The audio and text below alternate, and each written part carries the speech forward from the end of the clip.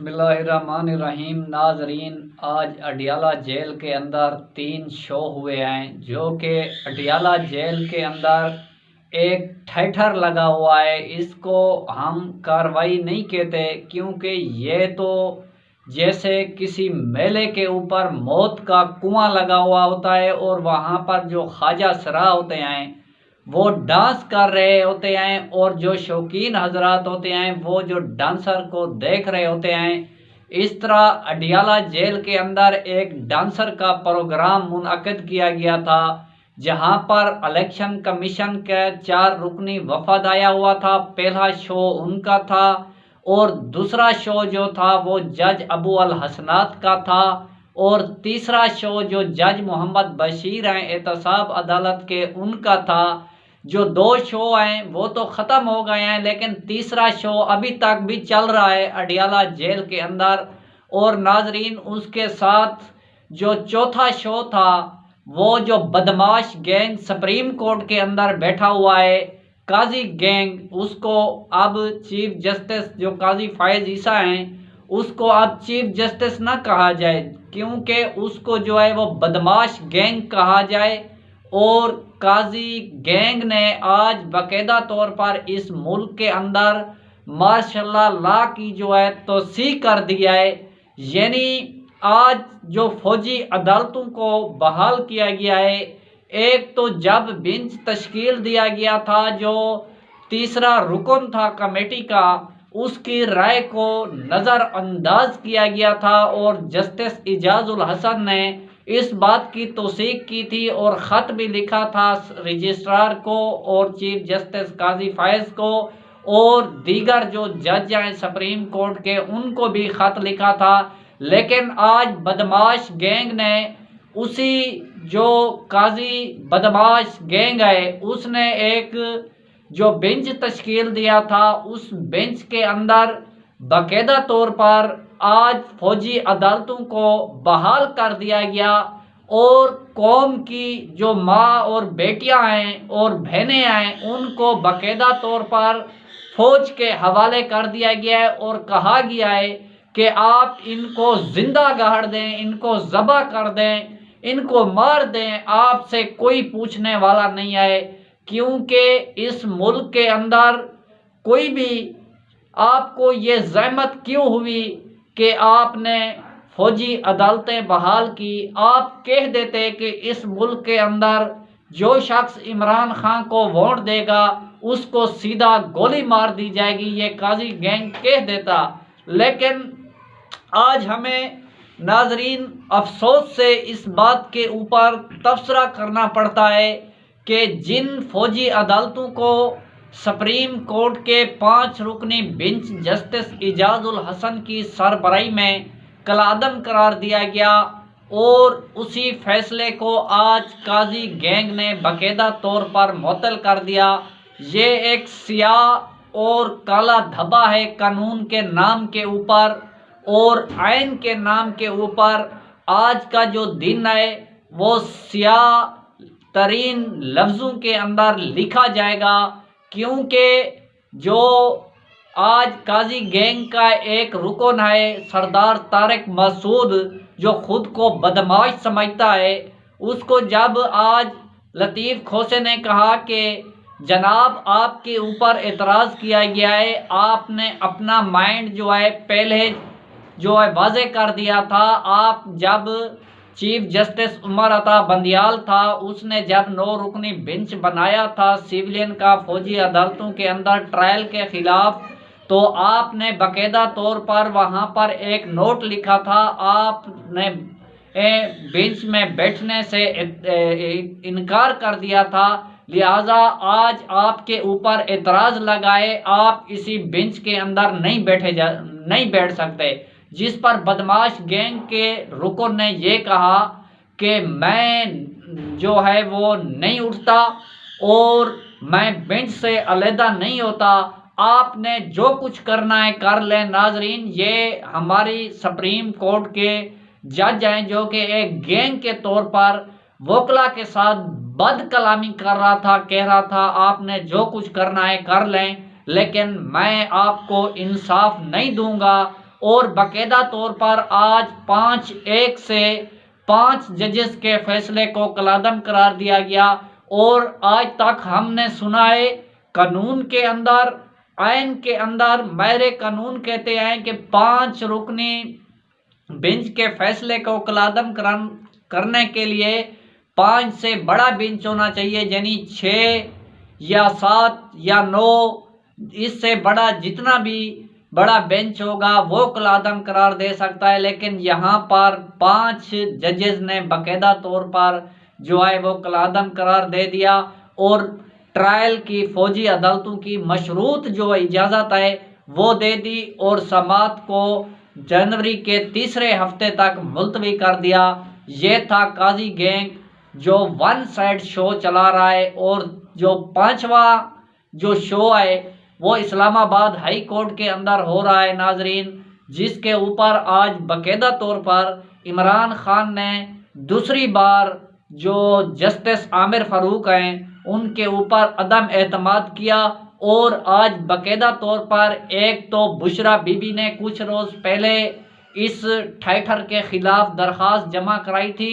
आज बाकायदा तौर पर इस बेहुदा और घटिया इंसान के खिलाफ आज इमरान खान ने बाकायदा एक और एप्लीकेशन दायर की और उसके अंदर वाज़े तौर पर यह लिखा कि जब से ये इस्लामाबाद हाई कोर्ट के चीफ जस्टिस बने आए तब से ये इमरान खान के खिलाफ वन साइडेड कार्रवाई कर रहा है। नाजरीन, आपने देखा होगा इस 19 माह के अंदर जितने भी केस दायर हुए हैं, वन बेंच जो आमिर फारूक खुद समाअत करता रहा और इमरान खान के खिलाफ जो है फैसले देता रहा। लेकिन आज भी इमरान खान के खिलाफ पता नहीं कितने केसेस के अंदर इस वन साइडेड जो प्रोग्राम है इसने फैसले महफूज किए हुए हैं, लेकिन आज तक वो फैसले नहीं सुनाए गए। इसलिए आज अडियाला जेल के अंदर जो शो नंबर 2 था जो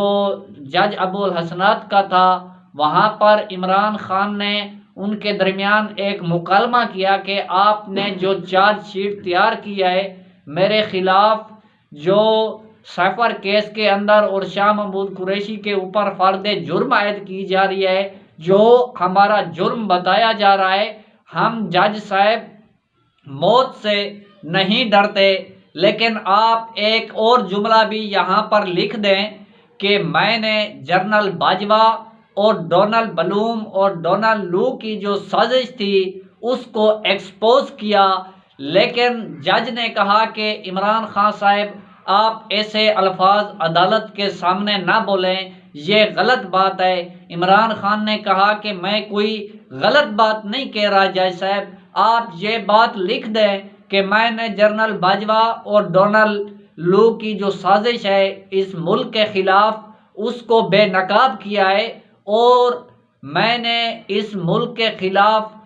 साजिश भी हमारे खिलाफ हुई, सैफर भी हमारी हुकूमत के खिलाफ आया, हुकूमत भी हमारी गिराई गई, उल्टा मुकदमा भी हमारे ऊपर दर्ज किया गया। जज साहब मैं कौन सी गलत बात कह रहा हूँ जिस पर इमरान खान को इस मुकालमे के ऊपर जज ने इमरान खान को खामोश करा दिया।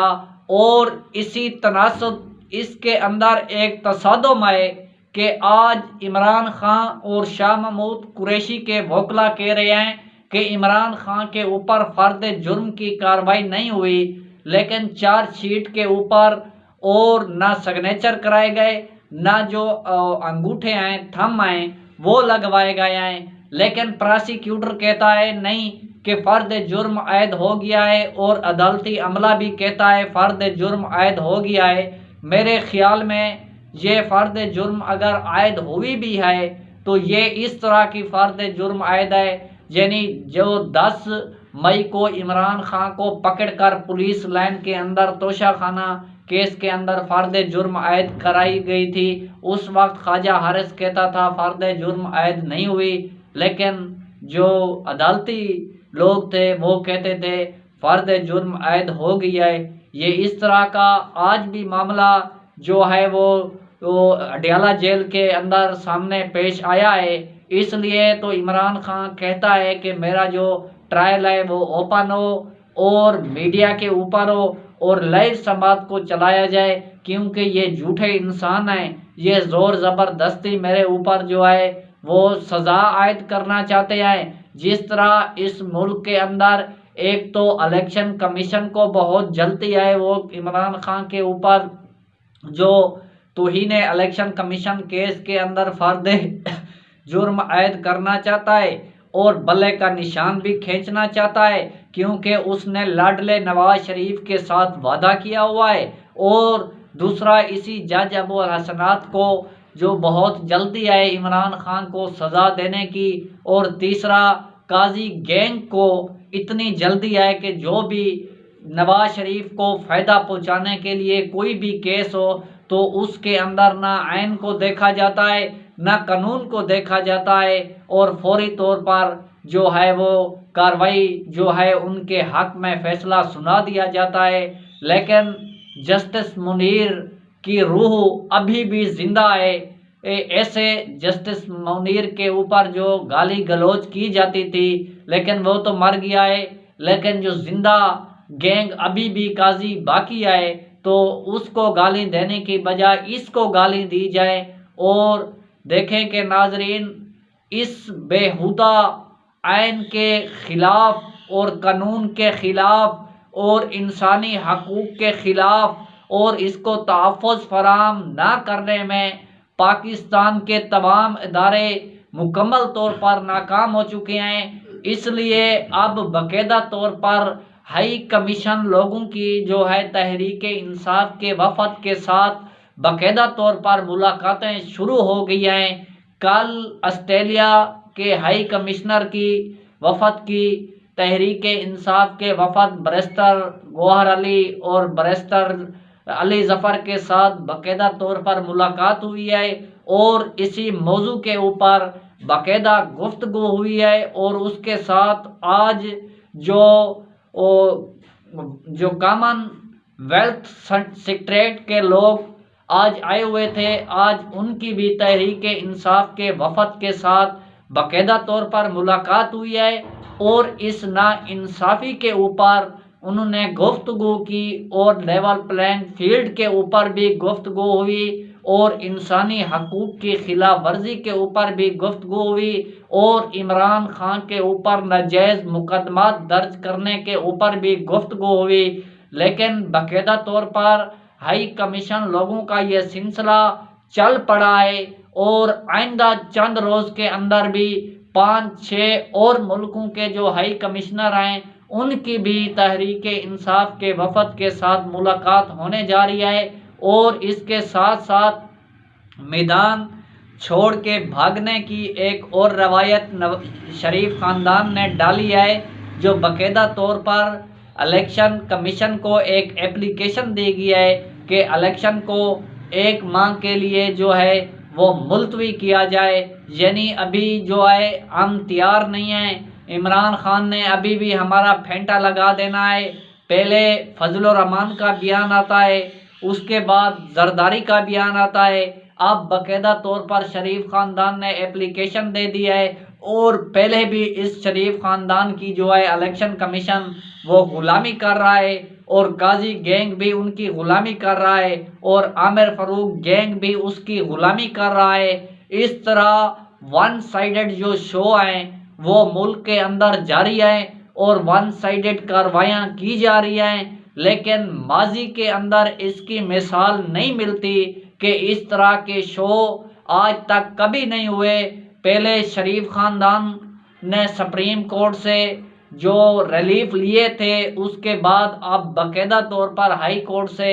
जो है वो जरदारी ख़ानदान के बाद अब शरीफ ख़ानदान को बाकायदा तौर पर रिलीफ मिल रहे हैं। और जिस तरह से उनके अदालतों के फ़ैसले आ रहे हैं वो आपके सामने आए, इस पूरी कौम के सामने आए। अब कौम ने फैसला करना है कि इस मुल्क के इदारों ने जो वन साइडेड कार्रवाई की है उसके जो अजाला है, अगर 8 फरवरी को